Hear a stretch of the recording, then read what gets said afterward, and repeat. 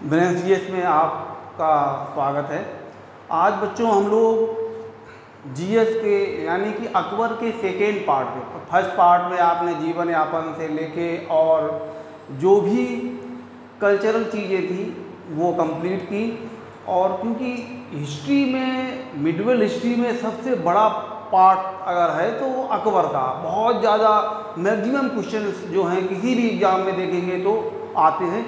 अगर अकबर को बहुत अच्छे से पढ़ना है, अच्छे से तैयारी करना है, अगर IAS, PCS, lower RO, SSC या एनडीए, सीडीएस या किसी भी टेट पैट से लेके किसी भी एग्ज़ाम में, तो उसको अच्छे से करने के लिए जो है आपको कम से कम 2 वीडियो में कंप्लीट होगा। आज हम लोग सेकेंड पार्ट पे हैं, तो आप देखेंगे कि फर्स्ट पार्ट भी बहुत इम्पोर्टेंट रहा और आपका सेकेंड पार्ट है जो आपको खुद लगेगा कि उससे भी ज़्यादा इम्पोर्टेंट है। तो आज हम लोग इसी को कंप्लीट करते हैं। जैसा कि आप देखेंगे कि मैंने कुछ पॉइंट नोट कर लिए, जिससे आपका जो वीडियो है और क्लास बहुत लंबी ना हो, तो उसको ही आज का जो टॉपिक है जो स्टार्ट हमें अकबर में, अकबर के नवरत्न। आप देखेंगे अकबर के जो एक तरीके की जो कैबिनेट थी, मंत्रिपरिषद थी, जो प्रधान पदाधिकारी थे वो कहलाते थे वो नवरत्न, जो अकबर से डायरेक्टली बैठते थे सामने और जो है वार्तालाप, मीटिंग और जो भी कार्यप्रणाली थी वो सामूहिक रूप से, तो उसमें सभी का एक अलग अलग रोल होता था। तो वो हम लोग क्लियर करेंगे कि किसको क्या दायित्व सौंपे गए थे। जैसे अकबर के नवरत्नों में जो एक पहला नाम आता अबुल फजल। अबुल फजल जो है बहुत ही ज़्यादा विद्वान था। विद्वान के साथ साथ आप देखेंगे कि जो पुरोहित था, इस्लाम धर्म को का कट्टर समर्थक, एक अकबर ने धर्म चलाया था दीन इलाही, इसका प्रधान पुरोहित जो है अबुल फजल था। अबुल फजल ने ही एक बुक अकबर पे लिखी थी, अकबरनामा। अबुल फजल ने एक बुक लिखी थी अकबरनामा, जो 7 वर्ष में कंप्लीट की थी। अमेरिका की खोज का भी वर्णन उसने किया हुआ है। और वैसे ये मूल रूप में शेख देखा जाए तो ये आगरा का में इसका जन्म हुआ था। शेख मुबारक फैजी जो थे नागौरी, वो इसके फादर थे। तो ये कुल मिला के जो है अबुल फजल और कई अभियानों में इसने सेनापति का भी रोल किया हुआ था। और अपने जीवन के अंतिम चरण में जो है जब सलीम ने यानी कि जहांगीर ने अकबर के खिलाफ कई बार विद्रोह किया था, तो विद्रोह में जो है अबुल फजल की वजह से उसके विद्रोह सफल नहीं हुए थे। तो उसी सलीम ने यानी कि जहांगीर ने वीर सिंह बुंदेला की मदद से इसका हत्या करवा दी थी। ठीक है, अगला हम लोग चलते हैं बीरबल। बीरबल अकबर बीरबल के चुटकुले आपने पढ़े होंगे, तो बहुत ज़्यादा एक समय में पॉपुलर रहे हैं। तो बीरबल जो है अकबर का जो हाजी जवाब, कोई भी क्वेश्चन होता था उसके तुरंत चुटकियों में उसके जवाब रहते थे। तो अकबर जो है एक इंटरटेनमेंट से लेके और इससे बड़ा प्रभावित रहता था जो उसके उत्तर रहते थे। तो जो बीरबल, वैसे आप देखेंगे बीरबल जो है हिंदू था, असली नाम इसका मूल नाम जो है वो महेश दास था। मूल नाम क्या था? महेश दास। ये ब्राह्मण था और ये अकबर का न्याय विभाग का सर्वोच्च अधिकारी था। अकबर के शासनकाल में जो विभाग, जो जिम्मेदारी दी हुई थी न्याय विभाग, अकबर के बाद अगर कोई सबसे बड़ा अधिकारी था तो ये बीरबल था। ठीक है, अकबर ने एक धर्म चलाया था दीन इलाही। तो दीन इलाही धर्म को अपनाने वाला या मानने वाला पहला और अंतिम हिंदू कोई व्यक्ति था तो यही बीरबल था। बीरबल ने ही केवल हिंदुओं में केवल बीरबल ने ही दीन इलाही धर्म को अपनाया था। और एक 1586 में यूसुफ जातियों के खिलाफ एक अभियान इसने किया था, जिसके दौरान इसकी मृत्यु हो गई थी। अकबर के जो भी नवरत्न है उनमें बीरबल की मृत्यु के बाद, मृत्यु के दौरान अकबर रोया था, यानी कि अपने नवरत्नों में अकबर को सबसे ज़्यादा अगर पीड़ा और दुख हुआ तो बीरबल की ही मृत्यु पर हुआ था। ठीक है, और इसको राजा और कविराज की भी उपाधि बीरबल को दी हुई थी अकबर के तरफ से। अब आते हैं राजा टोडरमल। टोडरमल भी देखेंगे तो उनका जो जन्म है लहरपुर, उत्तर प्रदेश में सीतापुर के पास एक गांव है लहरपुर, वहाँ हुआ था टोडरमल। टोडरमल जो है अकबर के दौरान जो है एक राजस्व व्यवस्था, कर व्यवस्था को डेवलप किया था, जिसको कहा जाता दहसाला पद्धति। क्या दहसाला पद्धति भूमि सुधार से संबंधित थी, ये अकबर के दौरान लागू की गई थी। इसको वास्तविक रूप में लागू कराने का और जो डेवलप कराने का जो काम था वो इसी का था, टोडरमल का। और वैसे भू राजस्व व्यवस्था, जब्ती प्रणाली जो जारी हुई थी वो भी अकबर ने जारी की थी। भू राजस्व प्रणाली थी अकबर के द्वारा जारी हुई थी, लेकिन ये टोडरमल के द्वारा डेवलप नहीं की गई थी, लेकिन अकबर ने इसको लागू किया था। अब आते हैं अकबर अगला नवरत्न राजा मान सिंह। भगवान दास का पुत्र जो है राजा मान सिंह, ये अकबर के दौरान उनके नवरत्न थे, अकबर के नवरत्नों में से एक थे। और इन्हों को कई अभियानों की जिम्मेदारी दी गई थी, यानी कि अकबर के सेनापति रहे हैं। और बंगाल को जीत विजय में, बिहार पे विजय में इनका अहम रोल, काबुल की विजय में राजा मान सिंह का बहुत अहम योगदान था। और दूसरा आप देखेंगे कि जब अकबर ने महाराणा प्रताप के खिलाफ अभियान किया था और जो युद्ध हुआ था इतिहास प्रसिद्ध हल्दी घाटी का युद्ध 1576 में, उस अभियान का नेतृत्व मुगलों की तरफ से आसफ खां और मान सिंह ने किया था, जिसमें हालांकि युद्ध किसी निर्णय पे नहीं पहुंच पाया था और महाराणा प्रताप को जंगलों में शरण लेनी पड़ी थी। तो ये भी एक नवरत्न थे राजा मान सिंह। अगला 5वां नवरत्न है तानसेन। तानसेन का जो असली नाम है रामतनु पांडे। ये इनका जन्म जो है ग्वालियर में हुआ था और ये अकबर के दरबार में आने से पहले रीवा के राजा थे रामचंद्र, उनके यहाँ ये दरबारी थे। बाद जब मुगलों की डायनेस्टी डेवलप हुई और अकबर का जो साम्राज्य विस्तार की शुरुआत हुई तो ये मुगलों के दरबार में पहुँचे और अकबर ने इसको अपने नवरत्नों में शामिल किया। तो ये संगीत विशेषज्ञ थे, संगीतकार थे, इसीलिए अकबर ने इनको एक उपाधि दी थी संगीत सम्राट की। और एक और थी जिसका नाम है कंठाभरण वाणी विलास की उपाधि तानसेन को दी गई थी अकबर की तरफ से, कंठाभरण वाणी विलास की उपाधि। क्लियर। और इनका मकबरा अगर देखेंगे तानसेन का तो वो ग्वालियर में ही है। कहा जाता है कि जब ग्वालियर के राजा के यहाँ जो मान सिंह का महल है वहाँ पे अपना संगीत की इतनी ध्वनि वाइब्रेशन उत्पन्न करती थी कि कांच के शीशे तक टूट जाते थे। तो इतने विशाल, इतने जो है महान संगीतज्ञ रहे हैं तानसेन। अगला चलेंगे अब्दुल रहीम खान खाना। अब्दुल रहीम खाना ये आप देखेंगे कि जो अकबर के संरक्षक रहे बैरम खां के ही पुत्र थे अब्दुल रहीम खान खाना। ये हिंदी के एक बहुत विशेष विद्वान हुए थे और जो है इन्हीं को भी अकबर ने अपने नवरत्नों में शामिल किया। और जहांगीर के ये शिक्षक भी थे, शिक्षा देने का काम इनका रहता था। और गुजरात विजय जब अकबर ने की थी 1572 में, तो अब्दुल रहीम का बहुत ज़्यादा बड़ा योगदान था। इसीलिए अकबर ने खाना उपाधि अब्दुल रहीम को प्रदान की थी। गुजरात विजय के बाद, गुजरात विजय के दौरान अहम रोल होने के कारण इनको खाना की उपाधि प्रदान की गई। इसीलिए अब्दुल रहीम का पूरा नाम है अब्दुल रहीम खाना। ठीक है, क्लियर। अगला चलते हैं मुल्ला दो प्याजा। मुल्ला दो प्याजा जो अकबर के नवरत्नों में से एक था। ये खाने में जो लोग जब बैठते थे तो 2 प्याज एक्स्ट्रा लेता था, खाता था, तो इसका नाम ही मुल्ला दो प्याजा, मुल्ला वैसे नाम था, मुल्ला दो प्याजा नाम प्रचलन में आ गया।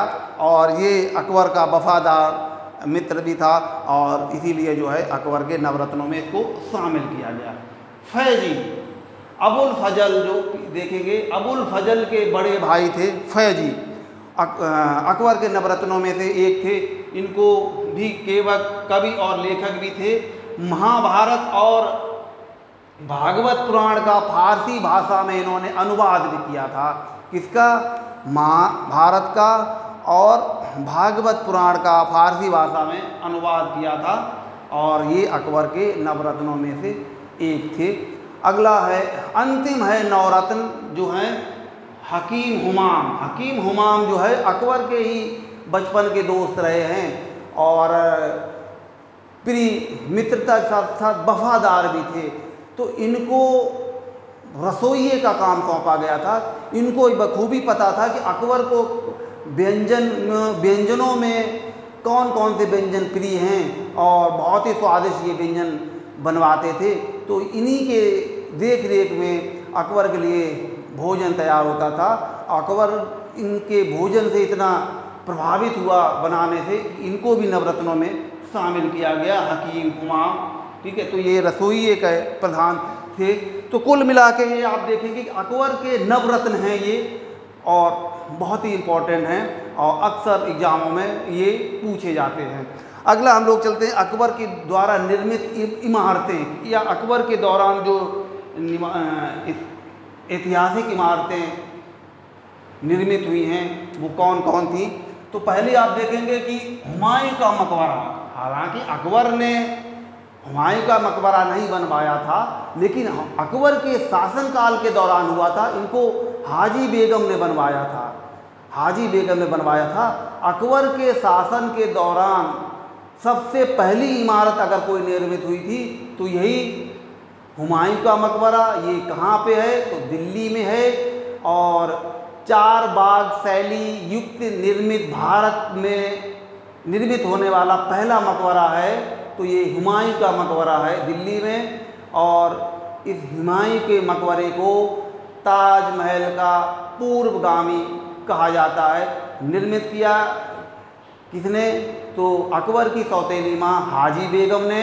और किसके शासनकाल के दौरान निर्मित हुआ? तो अकबर के शासनकाल के दौरान निर्मित हुआ। अगला चलते हैं कि आगरा का लाल किला। आगरा का लाल किला है 1556 में इसको 1665 में निर्मित हुआ था और ये निर्मित 1565 में निर्मित हुआ था। एक विशेषज्ञ थे कासिम खां, उन्हीं की ही देख रेख में अकबर का मकबरा आगरा में जो लाल किला है इनके द्वारा कासिम खां की देख रेख में निर्मित हुआ था।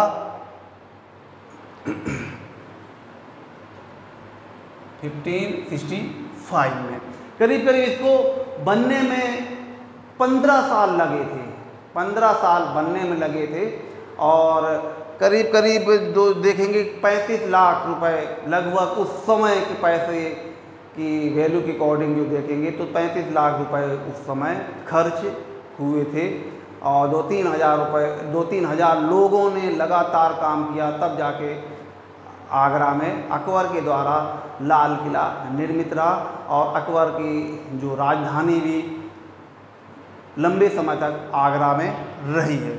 अगला चलते हैं, आगरा से 25-30 किलोमीटर दूर जो है एक इमारत और निर्मित की है, फतेहपुर सीकरी। गुजरात विजय के बाद जो है एक वहाँ पे बुलंद दरवाज़ा स्थापित किया और वो भी एक किले नुमा बस्ती है और बहुत ज़्यादा ही फेमस है। वहाँ पे विश्व का सबसे बड़ा दरवाज़ा, अकबर की जो भी इमारतें निर्मित हुई हैं उसमें से सर्वश्रेष्ठ जो इमारत है वो फतेहपुर सीकरी को माना जाता है। और उसके बाद देखेंगे कि उस समय आगरा और राल फिंच एक अंग्रेज था, पहला अंग्रेज जो अकबर के राज दरबार में आया तो राल फिंच तो उसने ही वर्णन किया हुआ है। आगरा को भी देखा, फतेहपुर सीकरी को देखा, तो उसने वर्णन किया था कि आगरा और फतेहपुर सीकरी लंदन से भी बड़े हैं, तो लंदन से भी बड़े नगर रहे हैं। अगला हम लोग देखेंगे कि आगरा मतलब अकबर ने और भी किले निर्मित किए, जैसे कि इलाहाबाद का किला, ठीक है, अजमेर का किला, लाहौर का किला, पाकिस्तान में एक और है अटक का किला। ये किले भी अकबर के ही शासनकाल में या अकबर के ही द्वारा निर्मित किए गए थे। ठीक है, क्लियर। अगला चलेंगे हम लोग कि इसने सिक्के जारी किए थे। 3 सिक्के जो थे वो सोने के थे, जिनको कहा जाता है, एक था मुहर, संसद और इलाही। इलाही जो धर्म चलाया था, दीन इलाही, उसी के नाम से इलाही। ये तीनों जो सिक्के थे किसके थे? सोने के थे। जलाली जो है चांदी का सिक्का था, और जो दाम है ये तांबे का सिक्का था। और कुछ अकबर के ही शासनकाल के दौरान कुछ सिक्कों पर राम और सीता के चित्र युक्त सिक्के भी जारी किए गए थे। ये अकबर के शासनकाल के दौरान जारी हुए थे। अगला हम लोग टॉपिक पे चलेंगे कि अकबर का जो शासनकाल है वो हिंदी साहित्य का स्वर्णकाल कहलाता है। स्वर्णकाल इसलिए कहलाता, तो हिंदी लिटरेचर का बहुत बड़ा योगदान रहा। कई सारे विद्वान पैदा हुए होंगे, जैसे आप देखेंगे कि तुलसीदास, सूरदास और रहीम ये प्रसिद्ध हिंदी के लेखक कवि रहे हैं। और इनके ही दौरान बहुत सारे पुस्तकों के, धार्मिक ग्रंथों का फारसी भाषा में अनुवाद। तो अकबर के शासनकाल में आगरा में एक अनुवाद विभाग या ट्रांसलेशन डिपार्टमेंट डेवलप हुआ था। कहाँ पे? आगरा में। और उसमें संस्कृत या दूसरी भाषाओं की जो भी पुस्तकें होती थी, उनको अगर जो राज परिवार की तरफ से या शासक की तरफ से अनुवाद करने के लिए कहा जाता था, तो एक टीम होती थी, वो उस पर अनुवाद करती थी, विद्वानों की टीम।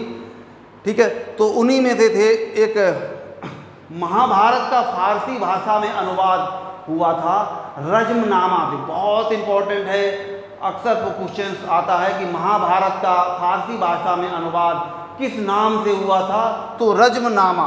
किस नाम से? रज्मनामा। बदायनी, नकीब खां और फैजी 3 लोगों ने मिलके उसको अनुवाद किया था। बदायनी, नकीब खां और फैजी। क्लियर? किस नाम से महाभारत का? तो रज्मनामा। रामायण पे चलते हैं, तो रामायण का फारसी भाषा में अनुवाद 2 यही हैं, बदायनी और नकीब खां। तीसरा जो है फैजी के स्थान पे आ जाते हैं अब्दुल कादिर। 2 नाम, या बदायनी नकीब खां वही है, और अब्दुल कादिर और आ जाते हैं। तो रामायण का अनुवाद जो है रामायण के ही नाम से फारसी भाषा में अनुवाद भी तीनों के द्वारा किया गया था। अथर्ववेद का हाजी इब्राहिम सरहिंदी ने किया था। अथर्ववेद का लीलावती की जो गणित की पुस्तक थी उसका फैजी ने किया था। भागवत पुराण का टोडरमल ने किया था। तो ये